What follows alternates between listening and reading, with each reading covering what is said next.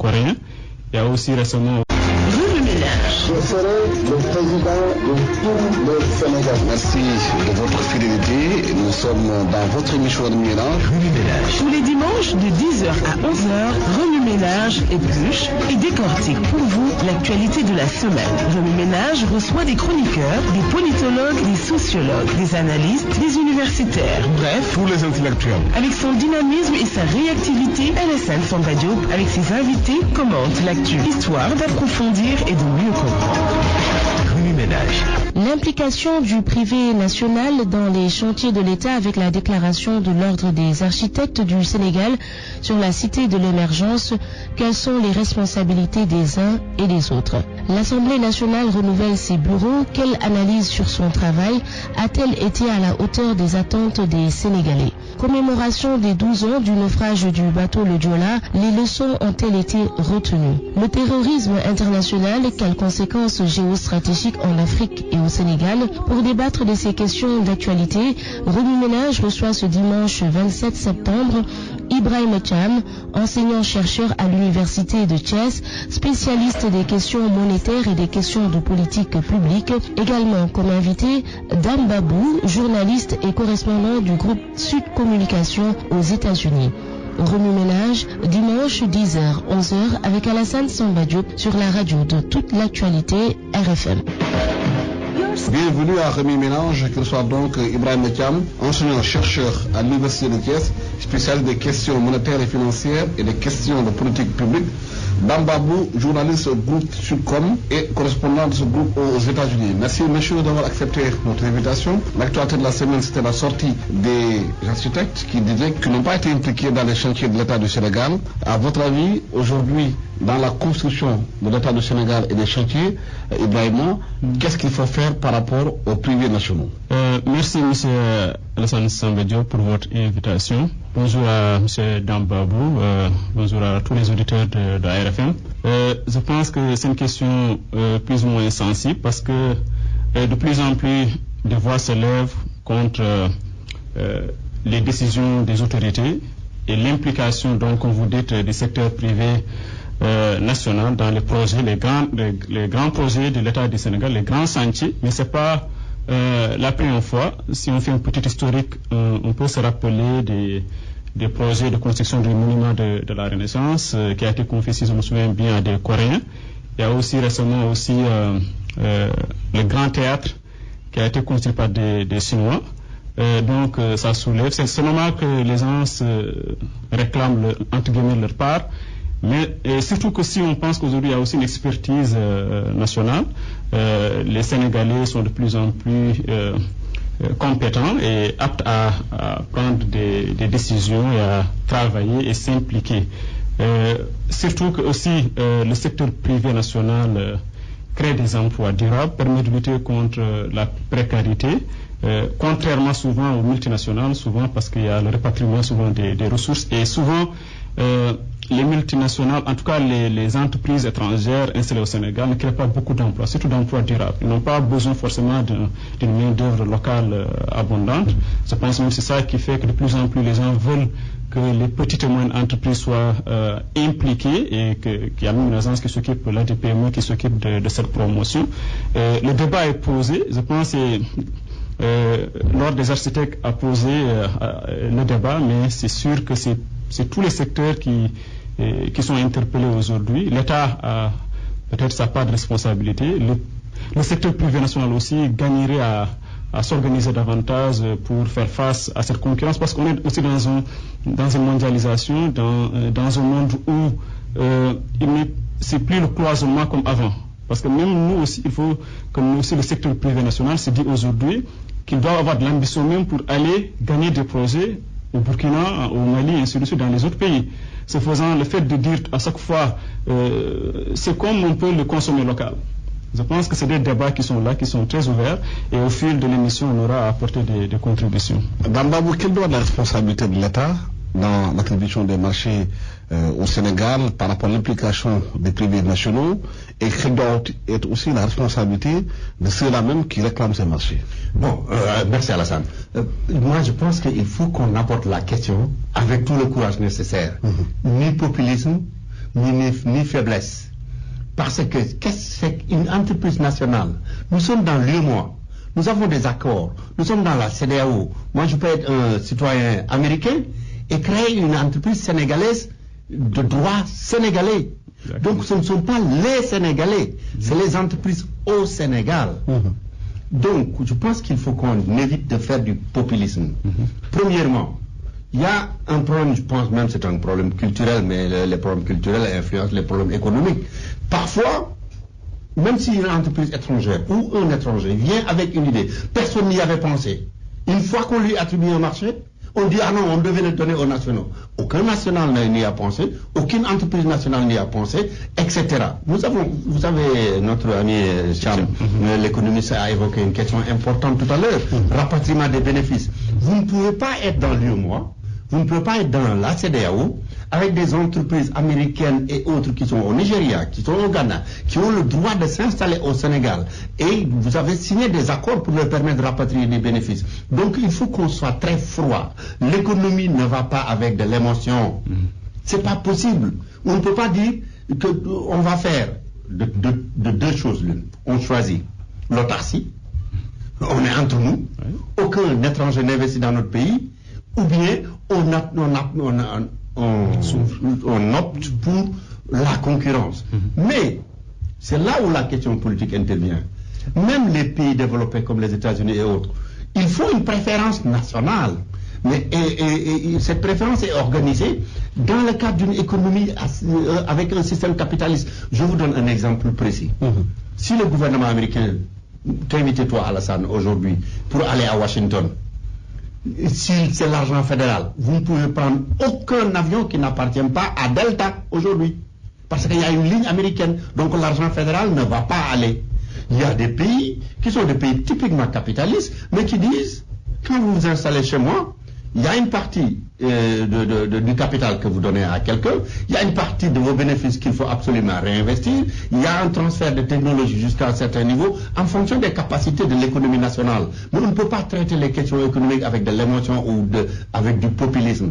Si aujourd'hui, moi je suis une compagnie américaine ou française, etc., et j'ai un grand projet au Sénégal, partout où on va, depuis le président Abdoulaye Wade, on dit l'investissement direct étranger. C'est prouvé que ce qu'on appelle les dragons en Asie, il n'y a aucun pays qui s'est développé avec son capital national seulement, depuis l'Angleterre. Il n'y a que l'Angleterre qui l'avait fait avant les grandes guerres. La France n'a pas été reconstruite avec le capital français, c'est avec le capital américain. La Chine a utilisé le capital américain pour créer des produits faciles à créer avant d'aller à des values, comme on dit ça, plus-value. Donc il faut qu'on aborde le secteur privé national. Ce n'est pas le secteur des nationaux, c'est le secteur privé national. Les entreprises installées au Sénégal de droit national. Si on ne fait pas attention, on finira par donner à des étrangers installés au Sénégal avec des entreprises de droit sénégalais, on finira par leur donner tout le marché. Vous comprenez ce que je veux dire bien? On en a déjà connu ça. Donc je pense qu'il faut que quand on reviendra par exemple sur la question des grands projets, on verra que nous avons une économie désarticulée à cause de la politique. Oui, Ibrahim, il y a quand même l'État du Sénégal qui avait voté à l'Assemblée nationale la loi partenariat public-privé. Est-ce que dans le cas de ces grands chantiers, par exemple, comme celui de la cité de l'émergence, on aurait pu peut-être appliquer cette loi ou pas? Oui, je pense que voilà, il y a des questions, des réponses qui commencent à tomber. En tout cas, le partenariat public-privé, c'est comme M. Diop vient de le dire, il faut toujours de la compétence. C'est là, on est dans un monde globalisé, il y a la compétition. Les marchés, l'État ne peut pas les donner aussi souvent n'importe comment. Il faut aussi que ça soit très clair. Le privé national est là, est impliqué. Je pense, au fur et à mesure, ce qu'on doit voir, c'est qu'est-ce qui manque à notre secteur privé national. Comme il a dit, c'est différent quand même des entreprises, des nationaux. Parce qu'on est ici, ce qu'on veut promouvoir en réalité, c'est la création d'emplois, la lutte contre les inégalités, permettre à ceux qui sont au Sénégal de travailler et que les ressources soient réinvesties au Sénégal. C'est ça, je pense, l'enjeu de taille. Et pour y arriver, il est nécessaire d'identifier nos faiblesses face à cette concurrence étrangère. Par exemple, la fameuse mise à niveau des entreprises, le combat contre, sur le foncier, l'accès au foncier, l'accès au financement, l'accès aux sites aménagés. C'est autant de problématiques ou de questions qui peuvent aider à rendre efficace ce partenariat public-privé. Sachant qu'aussi c'est dans l'intérêt de l'État. Aujourd'hui, il faut que les gens comprennent, le partenariat public-privé, on est aujourd'hui dans une approche systémique qui permet tout simplement d'avoir une complémentarité. On n'est plus dans l'approche où c'est plutôt la substituabilité. L'autre, il fait au détriment de l'autre. Là, si on fait, tout le monde est gagnant. Tout le monde, les gens sont complémentaires. Même l'État, dans ces fameux projets, l'État souvent n'a pas les ressources. C'est comme le trou d'APH quelqu'un. Il faut aussi une capacité financière du secteur privé. Il gagnerait, à mon avis, à s'organiser en consortium pour devenir... C'est comme l'agriculture aujourd'hui, la révolution dans le secteur agricole. On ne veut plus du petit agriculteur qui est dans son coin. On veut des associations, des ONG, des organisations qui permettent de gagner des parts de marché et devenir compétents. Ouais. C'est la fameuse, ce qu'on appelle la fameuse fusion-acquisition. C'est ça qui est aujourd'hui à la mode. Et nous, je pense que si on sort pas de ce cloisonnement de petites et moyennes entreprises peu performantes et souvent même avec des activités saisonnières, on n'arrivera pas vraiment à s'implanter durablement et à lutter contre la pauvreté, créer des emplois pour le Sénégal. Nambabou, justement, est-ce que le morcellement du secteur privé sénégalais, son cloisonnement, plaide pour sa cause? Vous savez, moi, il y a un secteur privé où il n'y a pas de secteur privé national. Il y a l'activité de l'État qui est une activité nationale de l'État du Sénégal, qui est une propriété de 13 millions de Sénégalais. Le reste, c'est des privés. Qu'ils viennent de l'Australie, qu'ils viennent de la France, qu'ils viennent, c'est le secteur privé. Ce qui se passe, le jour où on me dira qu'une entreprise nationale essaye à demander un marché, et à cause de petites faiblesses que l'État pouvait aider à corriger, il a perdu parce qu'il n'a pas l'assistance de son État et qu'on a donné à un multinational, en ce moment j'aurais un problème. Mais qu'on me dit simplement qu'on a donné à des étrangers, mais qui sont les étrangers? Par contre, si l'État du Sénégal dit que si vous êtes une multinationale, si vous êtes un étranger, vous voulez investir au Sénégal, vous allez trouver un partenaire sénégalais à concurrence de 10%, de 15%, 20%. Celui qui a pu trouver qu'il y a un marché ici, au Sénégal, à partir de l'étranger, il peut bien trouver un partenaire sénégalais. Donc il faut qu'on lui impose de le faire. Il faut qu'on lui dise de transférer une partie de la technologie. Mais qu'on ne vienne pas me dire qu'aucun Sénégalais n'y avait pensé, aucun Sénégalais ne l'avait demandé, aucune entreprise nationale ne l'avait demandé, mais une fois qu'une autre entreprise est venue pour créer un projet, on dit ah non, on pouvait le donner à des étrangers, on peut le donner à des nationaux. Ça c'est de la démagogie, c'est pas de l'économie. Je ne suis pas économiste, je suis en face d'un économiste, mais il sait de quoi je parle. On ne fait pas de l'économie avec du populisme. Un État, sa fonction n'est pas de créer des richesses. Un État, sa fonction n'est pas de créer des emplois.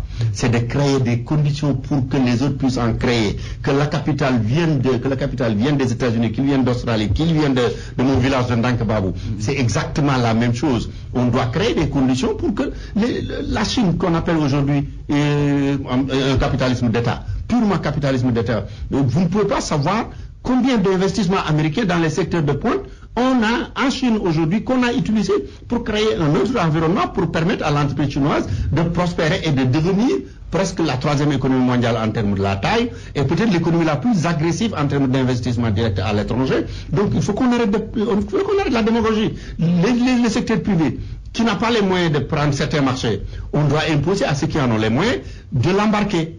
C'est embedded, c'est exactement ça, c'est ça une politique nationale. Mais c'est pas de dire, ah non, on va pas cultiver la terre, parce qu'il n'y a aucun Sénégalais, il n'y a aucune entreprise nationale qui peut le faire, donc on va l'interdire aux étrangers, parce que ils vont prendre nos terres. Cela veut dire qu'on va continuer à utiliser les hilaires et les dabas, parce qu'on n'a pas les moyens de construire.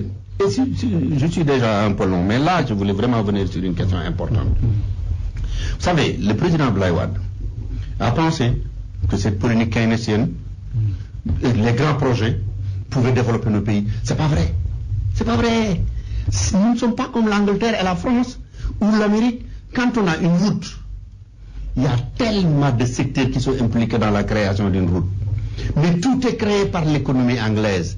Du ciment à je ne sais pas, les tracts, les Caterpillar et autres. Il n'y a pas d'importation. Il n'y a pas d'importation, alors que nous, tout grand projet, à 80% de devises sénégalaises qui sortent, parce qu'on ne crée rien. Donc il faut qu'on arrête de faire du plagiat. C'est extrêmement important. Ibrahim, c'est ça la question aujourd'hui qui tarde beaucoup de gens. Il y a des grands chantiers qui sont créés au Sénégal, mais souvent, au finish, les grands chantiers créent peu d'emplois. Ouais. Pourquoi? Ouais, peut-être il faut revenir un peu sur ce qu'il disait tout à l'heure. En tout cas, tout est aujourd'hui dans l'innovation, la créativité. Parce que quand même, on gagnerait même à s'ouvrir, parce qu'aujourd'hui on parle de transfert de compétences. Peut-être c'est les clauses du contrat qu'il faut revoir quand une entreprise étrangère, entre guillemets, s'installe au Sénégal et fait une activité. Il faut, comme ce qu'on dit souvent, c'est qu'il y a à la mode même la responsabilité sociétale de l'entreprise. Tout ça, c'est des questions clés. Maintenant, les projets, souvent, parce qu'aujourd'hui, on a une économie tertiarisée. Ça aussi, c'est l'autre question clé. Tout fonctionne aujourd'hui par les TIC en général, et c'est pourquoi on a besoin de peu de main-d'œuvre, ce qu'on appelle en économie le chômage technologique. La technologie a ses conséquences, en tout cas dans l'immédiat, c'est que les gens doivent en quelque sorte se reconvertir. Il faut que même, là, je suis à l'université, et d'ailleurs c'est ça aujourd'hui le débat, il faut que les gens arrivent à changer de pratique, commencent à se tourner vers l'utilisation des technologies de l'information et de la communication, parce que sinon, parce que nous, j'ai un collègue, Latif Dramani, qui a l'habitude de dire qu'on a une économie paradoxale. On est allé trop vite vers le secteur tertiaire, vers les services, alors qu'en réalité, on a une main-d'œuvre abondante et qui n'est pas encore, en tout cas, très prête à travailler. C'est pourquoi souvent les grandes entreprises, moi-même à Thiès, j'ai visité un peu l'industrie, les différentes structures qui sont à Thiès, et souvent vous voyez un grand bâtiment, mais c'est comme s'il n'y a personne qui travaille à l'intérieur, parce que tout est informatisé, il y a moins de sollicitation de la main-d'œuvre. Donc d'une chose à l'autre, c'est-à-dire soit on arrive à migrer vers ces formations et si vous voulez gagner en compétences et se transformer complètement, ou bien soutenir encore une fois le secteur agricole et l'artisanat local, le tourisme qui crée beaucoup d'emplois. Mais justement, l'artisanat local et le secteur agricole, beaucoup disent que c'est un formidable créneau pour créer de l'emploi, mais certains se plaignent aujourd'hui de ceux qui vont pratiquer cette agriculture ou cet artisanat ne sont pas formés. À titre d'exemple, si l'État donne une commande publique à un artisan sénégalais, il a du mal, l'État, à avoir sa commande à l'heure qu'il faut et avec la qualité qu'il faut. Exactement. Ça. Justement, parce que ce n'est pas à l'artisan de créer l'entreprise. C'est pas son boulot. Son boulot, c'est de travailler dans l'entreprise avec son talent et son savoir-faire. C'est de l'investissement. Un artisan n'est pas nécessairement un investisseur. Moi, je vois juste à côté de vos studios ici, le mobilier très beau que les gens créent, qui sont sur la corniche et autres. Mais ça ne pourra jamais dépasser ça tant que les politiques publiques ne comprendront pas qu'il faut amener des hommes d'affaires à investir sur ces talents-là. Ces talents-là, le travail, c'est pas la gestion, c'est pas les comptes d'exploitation, c'est pas l'investissement financier, etc. Il faut les prendre. Mais là, on continue. Et ça date de longtemps en ce qui concerne l'artisanat. On continue à faire du populisme. Chaque fois qu'on a un budget pour faire bonne mesure, on a du temps pour le soutien à l'artisanat, etc. On trouve même quelqu'un qui est preneur, qui sait même comment présenter un dossier pour le faire. Ces gens-là, ce ne sont pas les hommes d'affaires. Soit on est dans une économie capitaliste, soit on est dans une économie communiste ou socialiste. Sinon, on est dans une économie capitaliste. Il faut trouver les investisseurs qui vont gagner de l'argent dans des secteurs porteurs. Si l'État du Sénégal disait aujourd'hui, parce qu'on a une loi qui est adoptée il n'y a pas longtemps pour favoriser l'utilisation de la commande publique, une partie, mais il n'y a rien de contraignant. Si on avait dit aujourd'hui 25% de la commande publique qui fait des milliards serait consacré, il n'y a aucun ministère qui peut s'équiper sans prendre au moins 25% de son budget dans l'artisanat. Moi, si je suis un millionnaire sénégalais, je vais tout de suite investir sur des usines de fabrication pour l'artisanat sénégalais. Mais si on dit, nous prenons les gosses qui sont sur Soumédioune, on va les former, non, on ne va pas développer l'artisanat comme ça.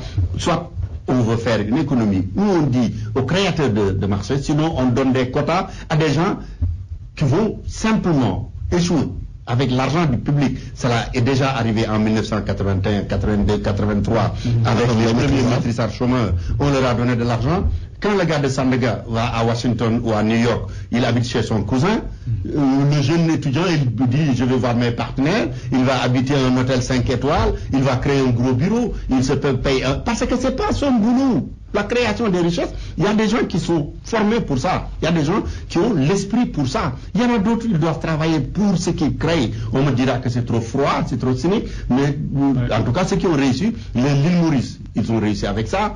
Malaisie, quand ils ont décidé de l'horizon 2020, ils ont trouvé des investisseurs nationaux et étrangers. Ils leur ont dit voilà des secteurs. Prenons par exemple le cas de l'agriculture.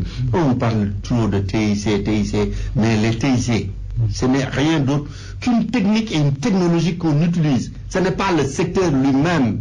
C'est comme les houes qui avaient remplacé les daba et les hilaires. Aujourd'hui, les TIC, on les utilise dans l'agriculture.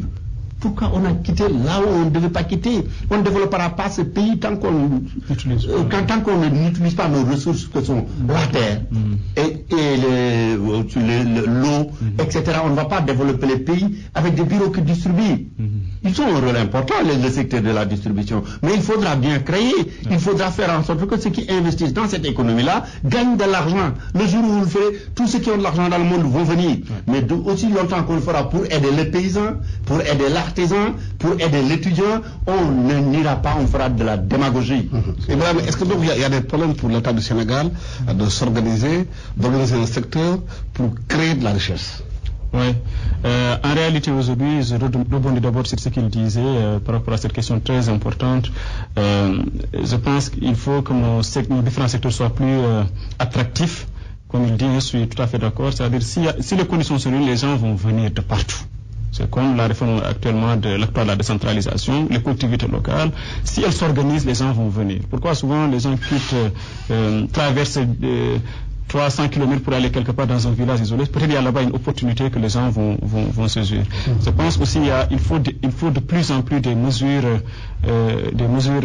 d'accompagnement des différents projets et programmes de l'État, surtout pour impliquer les... Parce que même on a une tradition, il y a des artisans connus, il faut qu'ils changent peut-être de pratique. Le problème, je pense, le plus important aujourd'hui, c'est un problème on a un problème de culture de l'investissement. Parce que les Sénégalais, en général, quand ils investissent, je pense qu'ils interprètent mal c'est quoi un investissement. Tu investis, tu veux demain rentrer avec des valises remplies de billets, alors que c'est pas possible. Il faut être très patient quand tu investis. Peut-être les retombées, c'est dans 5 ans, dans 10 ans. Est-ce que c'est pas dû à quelque part la culture de rente dans ce pays? Oui, c'est les gens misent sur les commissions. Exactement. Ils n'ont pas nécessairement ça seulement. Parce que l'accès aux ressources financières surtout, il n'y a qu'une seule porte, c'est l'administration. Donc, essentiellement, les gens qui sont devenus riches sont perçus comme des voleurs. Ce qui fait qu'aujourd'hui, même être riche, c'est presque quelque chose de sale. Gagner de l'argent et trouver comme... Alors que si aujourd'hui, on retournait à des fondamentaux de toute économie, qui est que vous investissez votre argent, on vous garantit des résultats. Parce que c'est ça qu'on fait dans le village. Vous, dans votre village du Fouta ou dans mon village du Cayor, je ne veux pas investir sur les terres de mon père si je ne suis pas sûr que c'est rentable. C'est clair. Si on ne crée pas les conditions pour que l'investissement soit rentable, personne n'investira. Personne ne nous aidera. Personne n'aidera personne à se développer. Vos propres frères. Si tu étais milliardaire, Alassane Samba Diop aujourd'hui, tu as des frères qui sont incapables de réaliser quoi que ce soit, vous ne leur donnerez pas votre argent, même si vous êtes super milliardaire. Donc il faut qu'on revienne à la froideur. L'économie, ça se gère avec la froideur. Si on ne le fait pas, on va faire de l'incantation, on va faire de la politique, mais on ne fera pas de l'économie. Juste pour te donner un exemple, Alassane. Regarde, dans mon propre village, si je veux investir aujourd'hui, et j'ai une banque qui me fait confiance, et la banque ne va pas m'accompagner dans l'agriculture parce que la terre ne m'appartient pas. Il n'y a même pas une politique. Il n'y a même pas un système des lois qui garantissent que si vous voulez investir, vous pouvez disposer de la terre. Vous pouvez le faire en zone urbaine, mais en zone rurale, vous ne pouvez pas. Parce que simplement, c'est une loi qui date de presque 1964. Personne n'est touché. Parce que si vous commencez, on vous dit, ah, ça, ce sont les terres du marabout, ah, ce sont les terres de l'ancien chef de canton, héritées par ses enfants, ah, là, ça, c'est... Et tout de suite, vous allez voir des politiciens qui vont mobiliser des populations pour dire qu'ils sont venus à nos terres entre nos cimetières, ils vont nous transformer en ouvriers agricoles. Et les gens de mon âge, de 60 ans, sortis de la gauche, c'est nous qui sommes au pouvoir aujourd'hui. Donc, chaque fois qu'on parle de l'ouvrier agricole, nos fibres communistes reviennent. Mais dans ces conditions-là, comment voulez-vous que les gens investissent? Maintenant, ce qui va se passer, malheureusement, il y aura une entreprise étrangère. Et ça va, tout le monde va penser que s'ils sont le tubaab, ils vont nous amener de la richesse. Oui. Ce sont ces gens-là qui vont prendre les terres. Mais si c'était moi, le ressortissant du village, qui voudrait investir, tout de suite on va dire, ah là, ne le permet pas. Mais si je suis venu avec des Américains, si j'avais des milliards, c'est ce que j'allais faire peut-être, prendre un Américain qui est un ouvrier que je vais engager pour dire que c'est lui l'investisseur. Et probablement on va lui donner la terre. C'est ce que je voulais dire. En réalité, même tout à l'heure, quand on parlait du secteur privé national, à chaque fois que souvent, on attribue un marché à des nationaux, souvent même c'est les Sénégalais d'abord qui se lèvent pour dire que voilà, c'était pas clair, c'était pas lisible. C'est-à-dire c'est nous-mêmes qui critiquons d'abord quand on donne à un Sénégalais. Même quand on prend l'exemple, si je sors un peu du débat peut-être, mais même l'exemple du football, s'il y a un entraîneur sénégalais, souvent il y a plus de critiques que quand il y a même pas de salaire. Il n'y a pas de solidarité. Même pas de salaire. On ne paye même pas son salaire. Pourquoi cela? Pourquoi? C'est dire quoi? La culture ou bien la méchanceté gratuite? Je pense que c'est une question de culture et voilà, d'histoire peut-être, mais en même temps peut-être que à chaque fois on a l'impression que on ne se fait pas confiance. Vous voyez, Alassane, voilà. Moi, il n'y a aucun peuple qui est plus méchant que l'autre. Notre peuple n'est pas différent des autres peuples. Mais notre histoire, c'est une transition non achevée. Les Arabes viennent avec l'islam. Ils nous disent que tout ce que vous avez ne valait rien du tout. On va le dire, nouveau d'eau, il faut les égorger. Après, ce sont les Toubabs. Ensuite, c'est la gouvernance du président Senghor.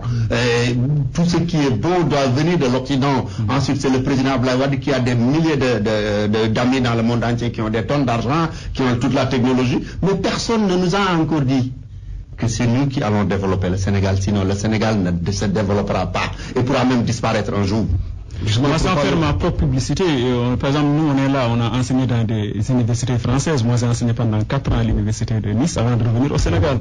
Mais souvent, en général, quand tu es là, s'il y avait un Français, ça c'est un comportement, je pense, sénégalais, il y a toujours peut-être une petite considération, c'est comme si un petit complexe qu'on a, alors que de plus en plus, c'est notre histoire et on a ce qu'on appelle un complexe d'infériorité qui est là, qu'on doit combattre en tout cas, parce que quand même, ça freine quand même le développement du Sénégal. Pour développer le pays, il faut les réformes. L'Assemblée nationale est là depuis 3 ans.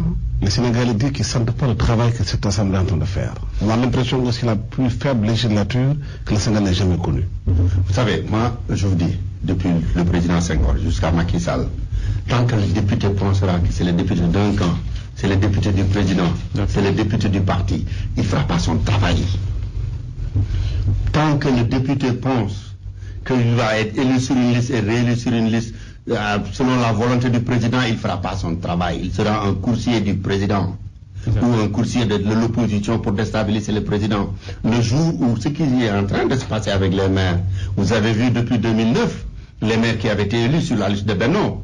Vous n'entendez personne pour dire, selon la volonté du président Ousmane Tanordien du Parti Socialiste, parce que la majorité des maires étaient occupés par les gens du Parti Socialiste et autres. Mais ils savaient que c'était élu par les populations et que c'est selon la volonté des populations, sinon ils ne seront pas réélus. Il y en a certains qui ont perdu d'ailleurs, ou certains qui n'ont pas osé. Mais le député, tant qu'on ne trouvera pas un système où ce n'est pas le président ou son bureau qui décide qui sera le premier, qui sera le dernier, qui sera le troisième sur la liste, tant qu'on aura ça, on n'aura pas de députés, on aura des représentants du pouvoir à l'Assemblée nationale au lieu Donc cette législature-là n'a pas échappé à ça.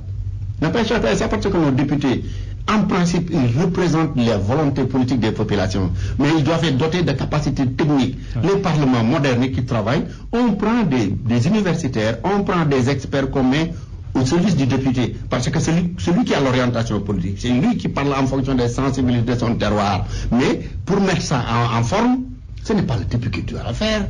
Le ministre ne peut pas mettre en forme de décision sur le plan de la santé, sur le plan de ceci, de cela. Il a des conseillers techniques et tout. Pourquoi on ne prendrait pas au sérieux nos parlementaires et les doter d'expertise, assistants parlementaires, pas des secrétaires qu'on envoie acheter du papier, s'il vous plaît. Ça doit être des gens qui ont beaucoup plus d'expertise que le député. Mais c'est le député qui a la voix de l'électorat. Donc ici, le député gagnerait à travailler avec les universitaires dans la... L'État doit mettre les universitaires à son service. Ok, je pense que c'est une question très intéressante parce qu'en réalité, aujourd'hui, il faut peut-être faire un petit rappel. Le rôle du député, vraiment, c'est au niveau national, il doit peut-être élaborer, amender et voter des là, cette assemblée-là, on la sent pas. On la sent pas parce que la question, elle est profonde en réalité. On l'a souligné.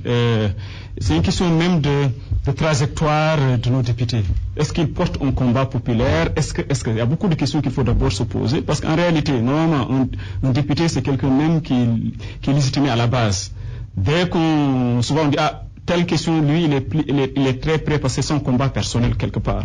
Il faut qu'il porte la voix du peuple, mais de plus en plus, notre problème, c'est que il y a un problème. Peut-être la solution. Moi, j'ai une idée sur des pistes de solution. Par exemple, parce que souvent, le député, lui, il sait que quand il vote, c'est clair que l'autre sait que bon, j'appartiens à la majorité, j'ai voté contre, souvent c'est très visible, on soulève la main, souvent il faut peut-être que réformer en faisant peut-être des votes secrets à l'Assemblée et faire des commissions, parce que même le vote souvent, parce qu'ils ont des commissions quand même à l'Assemblée qui s'occupent de la santé, d'autres qui s'occupent de l'aménagement du territoire, de l'habitat et ainsi de suite. Peut-être c'est dans ces différentes commissions qu'on doit renforcer les compétences et voir J'allais y ajouter. Au niveau des commissions, vous savez, un petit personnel que partagent les députés pour faire taper un document, pour faire placer un truc. Mais ce ne sont pas des experts qui sont là pour travailler au nom des députés. Et moi, je pense que même si on les protège au niveau du vote, etc., pour que les gens puissent voter leur conscience, ça ne réglerait pas le problème parce que leur conscience, c'est comment on reste au pouvoir. Moi, en tant que membre d'un groupe, ils vont toujours voter dans cette... Mais quand ils sauront que ni le président de l'Assemblée nationale, ni le Premier ministre ne peut vous imposer dans votre agglomération, vous voterez en fonction des intérêts de cette agglomération. Il y a aussi une autre question qui est souvent posée, c'est que le problème fondamental au niveau des commissions, elles sont normatives, il n'y a pas beaucoup d'actions au niveau de ces commissions pour proposer des choses beaucoup plus claires, et les députés, comme vous l'avez dit, votent plus pour leur camp, pour le peuple qui les a élus. Mais aujourd'hui, quelles sont les réformes qu'il faut introduire à l'Assemblée nationale pour que les Sénégalais sentent que les députés sont là pour eux? Exactement. Parce que moi, je pense que peut-être il y a des choses que nous, on ne maîtrise pas à 100%. Les commissions, par exemple, beaucoup de Sénégalais ne savent pas, est-ce que même il y a des commissions à l'Assemblée. C'est comme le Conseil économique, social et environnemental. Une fois, je suis allé là-bas, mais j'ai vu que même eux, peut-être il y a un travail d'ombre qui n'est pas très visible. Peut-être ils gagneraient à montrer ce qu'ils font, se renforcer, et aussi qu'on les mette à contribution. Parce que même si vous voyez souvent les lois du Sénégal et ainsi de suite, par exemple la loi des finances, souvent les députés on demande leur avis vers la fin du processus. Peut-être aussi c'est l'organisation même de nos... C'est sur ce point que je voulais vous interpeller. Exactement. Chaque année, les députés votent les budgets des ministères, mais à la fin de l'exercice du budget, il n'y a pas de bilan, il n'y a pas de contrôle. Par exemple, si on dit on a dégagé 50 milliards pour un hôpital dans telle localité, il n'y a pas un suivi pour savoir exactement si cet argent qui a été dégagé a été bel et bien dépensé ou pas. Oui, peut-être. En tout cas, officiellement, il y a des textes. En tout cas, il y a ce qu'ils appellent la loi des règlements et tout. C'est le contrôle. Il y a un contrôle qui est là. Au niveau des textes, en tout cas, il n'y a pas... Dans les faits. C'est dans les faits maintenant que nous, on n'a pas trop de visibilité. Ce que je sais, au niveau Je ne pense pas que ce soit simplement dans les faits. Okay, vous avez entendu le dernier rapport de la Cour des comptes? Oui, bien sûr. Où on parle de Idrissa Seck et de Macky Sall comme Premier ministre. Depuis quand Idrissa Seck a quitté la primature? Ça fait longtemps. Très longtemps. 10 ans. C'est maintenant qu'on se retrouve à avoir des dossiers là qui étaient là-bas. La loi de règlement des comptes, parfois, en tout cas jusqu'en 2005, avait des retards de 10 ans. Des exercices qui étaient exécutés depuis 10 ans. C'est en ce moment-là que la Cour des comptes doit venir pour dire c'était fait il y a de cela 10 ans. Mais c'est parce que justement, le jour où c'est l'électeur qui va contrôler, c'est ça qui s'est passé avec les mairies. Les mairies, vous devez dire, j'ai créé tel poste de santé, j'ai créé tel... Vous savez, un politicien, il ne craint que la carte. Le jour où il ne sera plus nommé mais élu, il répondra devant l'électeur. Mais jusqu'à présent, nos députés, on a l'impression qu'ils sont nommés, ne sont pas élus. Ils sont nommés par les directions des partis, ils sont nommés par le président, ils sont nommés par leur camp, ils ne sont pas élus. Le jour où un politicien a peur de l'électeur qui peut voter contre lui. Donc il faut qu'on revienne à ces fondamentaux. Un député, ce n'est pas un exécutant, c'est un concepteur, un validateur de ce que le gouvernement propose. Et il doit en répondre devant ses mandants et non devant le président. Mais est-ce que la loi introduite au Sénégal avec la parité, dans le choix justement des gens-là qui doivent dans l'Assemblée nationale, le choix des personnes qui doivent représenter les Sénégalais à l'Assemblée nationale, il n'y a pas un problème de compétence et de niveau? Oui, je pense, moi je voulais même insister sur la responsabilité même du peuple sénégalais, parce que eux quand même qui choisissent. Ils ne sont pas souvent très exigeants, c'est-à-dire le contrat à peu près signé avec un député et le peuple, si le peuple change de volonté, je pense qu'ils vont aussi suivre. C'est-à-dire qu'on doit avoir une pression sur eux. Le peuple souvent il prend de l'argent, c'est comme du clientélisme, c'est-à-dire il n'y a pas de projet de société qui sont là qu'on défend. Le député te donne, par exemple actuellement c'est bientôt la Tabaski, ce que les entreprises c'est des moutons, on va leur donner des moutons, ils sont heureux. Alors qu'à 0 mètre il y a un problème d'eau, d'électrification, de sécurité au niveau de la zone. Les moutons pour en faire des moutons de panneau. Exactement, c'est ça le problème aujourd'hui. Moi je pense que tous les humains, les peuples comme les hommes, une décision, elle n'est bonne que quand elle est basée sur l'information, sur une bonne information. Donc si celui qui doit décider n'a pas toute l'information pour savoir pourquoi il doit décider dans cette direction-là, elle ne peut pas prendre une bonne décision. Donc on ne peut pas condamner les populations ni les Sénégalais. L'élite sénégalaise, à qui incombe la responsabilité historique d'orienter notre société, nous devons avoir des mécanismes et des gens qui ne sont pas intéressés dans le débat partisan, mais qui vont dire au peuple, voilà les infos sur lesquelles vous devez baser vos décisions. Nous n'avons pas encore cette société civile qui n'est pas un escalier pour aller au pouvoir, ou bien avoir des ONG qui nous amènent des millions, etc. Il faut que nous, qui prétendons être l'élite sénégalaise, il faut que nous prenions nos responsabilités pour doter nos populations, nos électeurs de toute l'information nécessaire pour des décisions qui sont citoyennes. L'information nécessaire aussi, c'est celle concernant la gestion aussi des biens publics. 12 ans après le naufrage de Diola aujourd'hui, certains se demandent est-ce qu'on a tiré des leçons de Diola?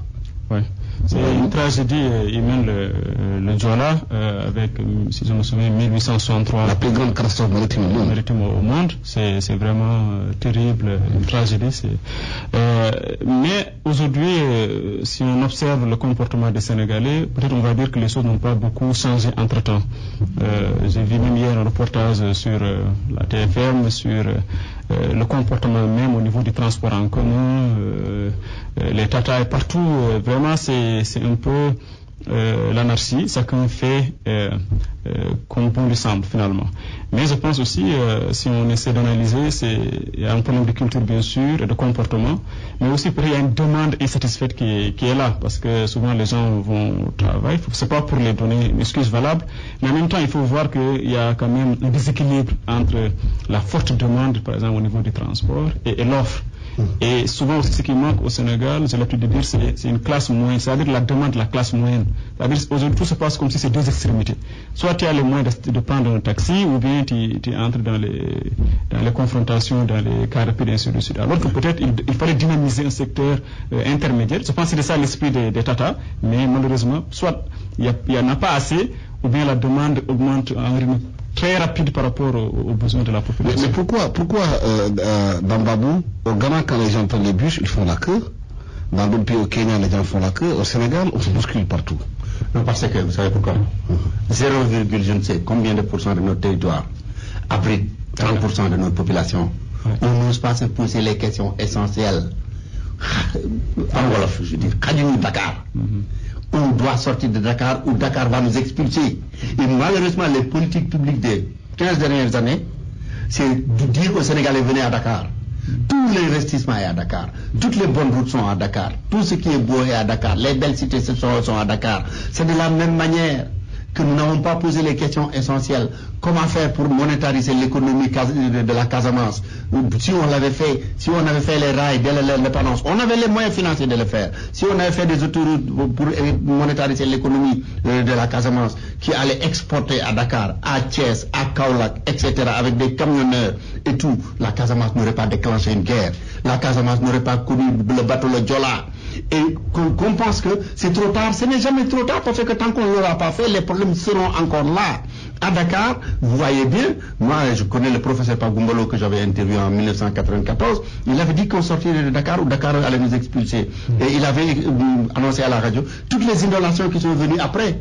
Parce qu'il a dit que simplement, les jardins publics, les gens pensaient que c'était pour la beauté de la ville, c'était pas. C'était un système d'évacuation naturelle des eaux. Exactement. Et on a vendu ces terrains-là, on a construit sur ces terrains-là, ce qui fait que quelques gouttes d'eau, Dakar est inondé. On ne va pas rester à Dakar, sinon on va disparaître avec Dakar. Mais on n'ose pas poser ces questions. Si on a encore besoin du bateau le Joola pour prendre des milliers de personnes, et un bateau qui devait avoir quelques centaines de personnes, on a mis des milliers, on a mis des voitures, on a mis parce que justement on n'a pas pris les mesures essentielles d'intégrer notre pays en fonction des besoins de l'économie. Et il faut qu'on comprenne que les difficultés ne sont pas des problèmes, ce sont des opportunités.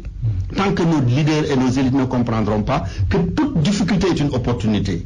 Pour gagner de l'argent, pour régler un problème, pour consolider, pour renforcer. C'est ça le problème. Il faut qu'on se pose les questions. On peut régler le problème des Tata. Les Tata étaient venus pour régler le problème des cars rapides, qu'on appelle les rapides Dondi. Mais les Tata deviennent les problèmes aujourd'hui parce que ce ne sont pas là les solutions. Il faut qu'on sorte de Dakar. La première chose à faire, c'est de nous permettre de pouvoir sortir de Dakar et de revenir facilement. Moi, si aujourd'hui je devais faire 15 minutes pour aller à Thiès, je ne vais pas habiter Dakar. Pour aller avoir des problèmes, même pour garer ma voiture, je prendrai le train et descendre peut-être à la porte de Dakar, ou bien je vais conduire jusqu'à la porte de Dakar, prendre un système de transport public et rentrer à Thiès ou à Kaolack même, ça peut se faire. Il y a des pays où il y a des moyens de communication routière qui sont bonnes et ferroviaires, les gens le font et on a les moyens. Ouais. Si aujourd'hui les îles du Cap-Vert qui empruntaient, qui importaient des instituteurs du Sénégal en 1975, le Cap-Vert est 2 fois et demi plus développé que le Sénégal aujourd'hui en termes de revenus par tête d'habitants. Ils n'ont pas de ressources. Même pour construire, ils importent du sable. Est-ce que le gros problème, c'est pas la discipline? C'est l'incapacité des autorités à instaurer une discipline dans un pays. Où chacun fait ce qu'il veut, la loi n'est jamais appliquée, tout est négocié. Ouais, c'est aussi ça le vrai problème aussi. C'est-à-dire qu'il y a un problème de civisme et c'est ce que nous on appelle le principe d'incitation. C'est-à-dire quand les gens font des erreurs, en tout cas ne respectent pas ce qui est prévu par les textes, il n'y a pas souvent de sanctions. Et même au-delà aussi, lorsque quelqu'un aussi essaie d'initier de bonnes choses, il n'y a pas aussi ce que nous on appelle aussi le bonus. C'est-à-dire il faut l'encouragement. On n'aide pas les gens à bien faire. Au contraire, c'est la culture. Est-ce que les leaders eux-mêmes montrent le bon exemple aussi, en se comportant de façon exemplaire pour qu'ils puissent être suivis par la population? Oui, ça quand même, c'est difficile de répondre, mais je sais que même nous à l'université, on est beaucoup d'enseignants, mais tous les enseignants n'ont pas le même comportement. Malheureusement, souvent, on critique le système dans sa globalité. Il y en a souvent qui essaient de respecter les heures, de venir travailler, de faire ce qu'on leur demande de faire, et d'autres peut-être qui ne sont pas forcément tout le temps là. Mais il n'y a pas de sanctions, et souvent donc il n'y a pas d'encouragement pour que ceux qui sont motivés à bien faire continuent de bien faire. Oui, Adam Babou, le Rwanda est donné un exemple en Afrique comme étant l'un des pays les plus propres, les pays les mieux tenus, et une croissance économique forte, mais il y a un fort leadership au Rwanda. Mais il faut quand même retenir que l'histoire de l'humanité, bien sûr, a montré que ceux qui ont la dextérité d'utiliser un traumatisme national s'en sortent toujours meilleurs que les autres. Le Rwanda, c'est un cas particulier. Avec 800 000 personnes massacrées, il fallait pouvoir dire aux gens, cette terre-là nous appartient à tous. Il faut qu'on la gère ensemble.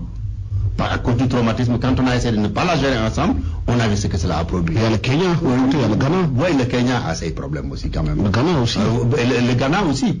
Le Ghana. Mais je vous dis, comme le professeur Cham disait tout à l'heure, même la question de la non-application des sanctions et autres, c'est parce que simplement, aussi le pouvoir public n'a pas les moyens de donner le peu nécessaire. Vous prenez des tatas. Vous en avez 30 minutes chaque 30 minutes. Et vous savez 5 fois plus que la capacité du transport. Vous voulez dire aux gens, si vous ne faites pas la queue, on va vous bâtonner. Vous pensez que ça va marcher? Non, parce qu'une loi, elle n'est pas faite pour sanctionner. Elle est faite pour organiser la vie. Si la vie elle-même n'est pas possible, l'application de cette loi pose problème. C'est ça le problème. C'est aujourd'hui on a les marchands ambulants qu'on a ici.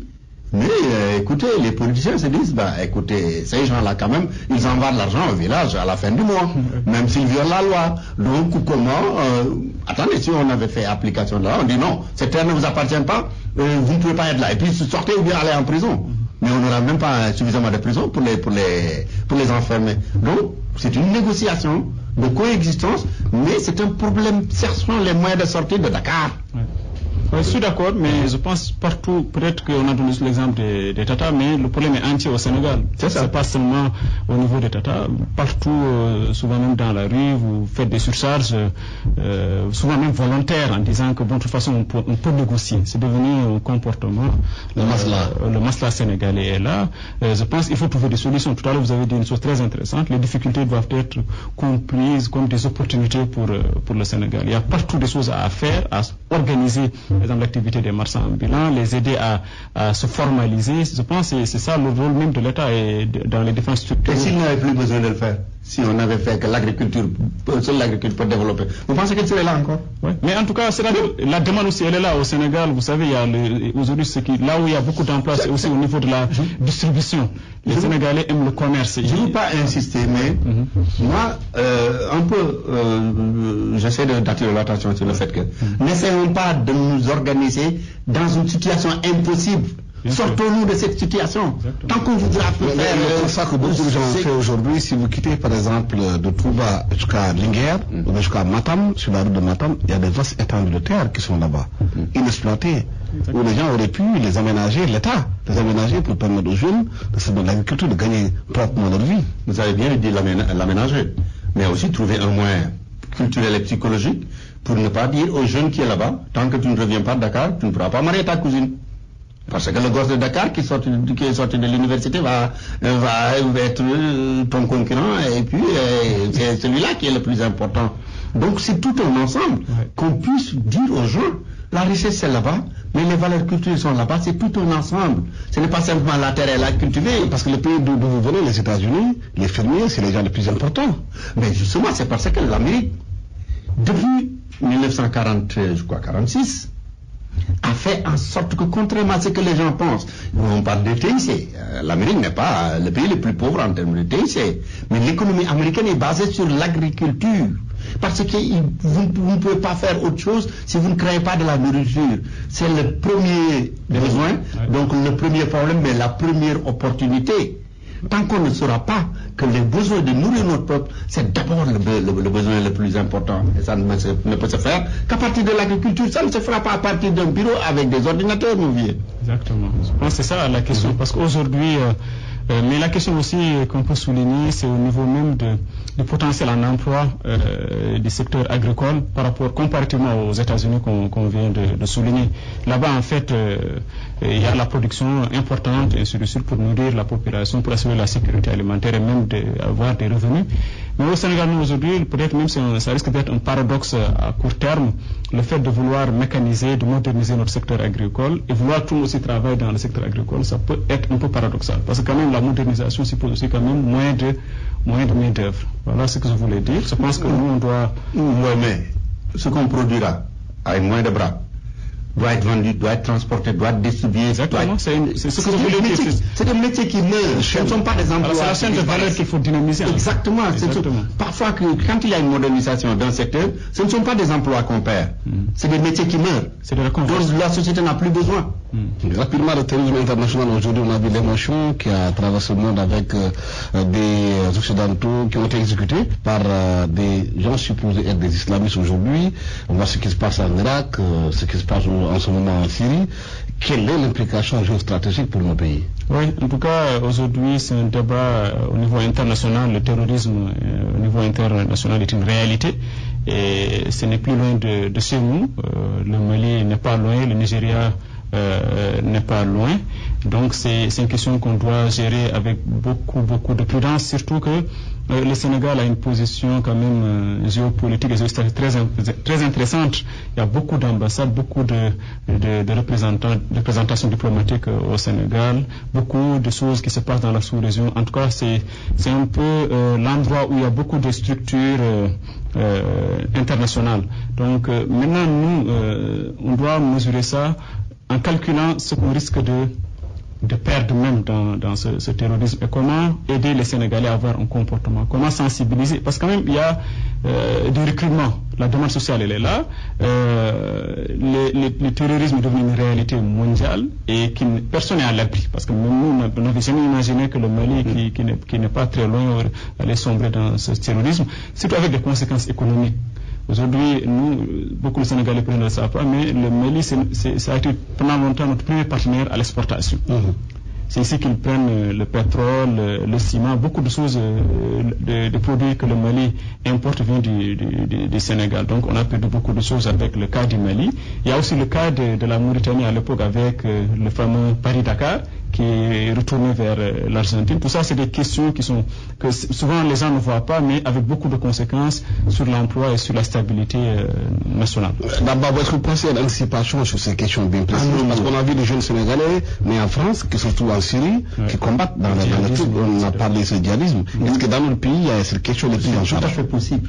C'est tout à fait possible. Ouais. Parce que ces jeunes-là ne réussissent pas à l'école. Ils sont dans des banlieues, dans un milieu pauvre, culturellement ne sont pas acceptés. Tout ce qui leur propose d'être important psychologiquement, ils vont prendre. Et on a la même situation ici. Les gens qui nous diront, ah non, notre islam, notre tariqa, je n'y crois pas du tout. Je pense que chaque fois que vous avez des millions de jeunes, ou des milliers de jeunes, des centaines de milliers de jeunes, des œuvres qui ne font rien, ils peuvent être la cible de n'importe quelle proposition, n'importe quelle offre, qu'ils soient d'origine musulmane, de tariqa, de catholique, ça ne veut rien dire. Mais est-ce que vous avez l'impression que c'est une question de prise en charge? Non, je le dis malheureusement. Il y a une réflexion autour de ça. Malheureusement, je n'en ai pas l'impression, et malheureusement, ce qui nous arrive toujours, il faut que l'Occident prenne ça au sérieux, pour qu'on la prenne au sérieux. Mais aujourd'hui, c'est devenu une question de vie ou de mort pour les États-Unis d'Amérique en particulier. N'oubliez pas que Dakar est un revolver braqué sur le cœur des États-Unis. Et ce qui se passe dans l'océan Indien avec des mers infestées, ce qui est en train de se passer dans la Méditerranée, si cela s'est passé en Atlantique, l'économie mondiale va étouffer. Lui qui est économiste, il vous dira que les bateaux qui passent par l'océan Indien, les marchandises qu'ils débarquent, coûtent 5 fois plus cher à cause de l'assurance des bateaux. Et cela peut se passer juste à côté. Maintenant que les Américains prennent ça au sérieux, les autres prennent ça au sérieux, le Mali allait devenir le ventre mou, le terrain d'entraînement des terroristes qui vont infester les mers, devenir des pirates, on va peut-être prendre ça au sérieux, mais ce n'est jamais notre. Nous avons perdu l'initiative historique et nous ne cherchons pas à la reprendre. Nous cherchons toujours à nous accommoder, à trouver des solutions dans une situation que nous ne contrôlons pas. C'est ça le problème de nos leaders. Bien dit, Dambabou. Merci infiniment à mes invités. C'était Ibrahim Thiam, enseignant-chercheur à l'Université de Thiès, spécialiste des questions monétaires et financières et des questions de politique publique. Dambabou, journaliste au groupe Sud Communication et correspondant permanent de ce groupe aux États-Unis. Au micro, Alassane Sambou Diop, à la technique Khadim Ndiaye. Bon dimanche à tous.